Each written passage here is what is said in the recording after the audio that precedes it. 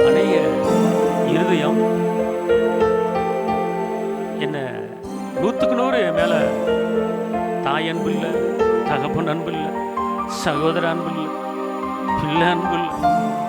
அப்படி அன்புக்காக, ஒரு ஆறுதலுக்காக, ஒரு சப்போர்ட்டுக்காக, ஒரு ஆறுதல் வார்த்தைக்காக, ஒரு தேற்றரவாளன் பரிசுத்த ஆவியானவர் தேற்றுகிற ஒரு ஆளாக எனக்கு யாருமே இல்லை.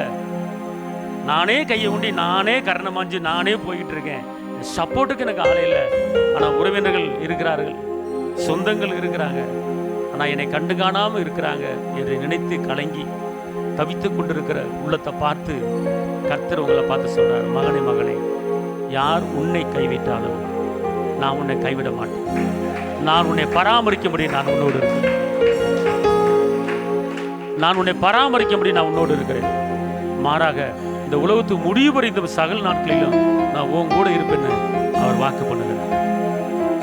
இதுதான் இந்த நாளிலே இங்கே வந்திருக்கிற ஒவ்வொருவருக்கும் ஆவியானவர் சொல்லுகிற காரியம். ஏன்னா அநேக பேர் இப்படிப்பட்ட நினைப்பில், அநேக பேர் இப்படிப்பட்ட சிந்தனையில் நீங்கள் நிற்கிறத ஆவியானவர் சொல்கிறார்.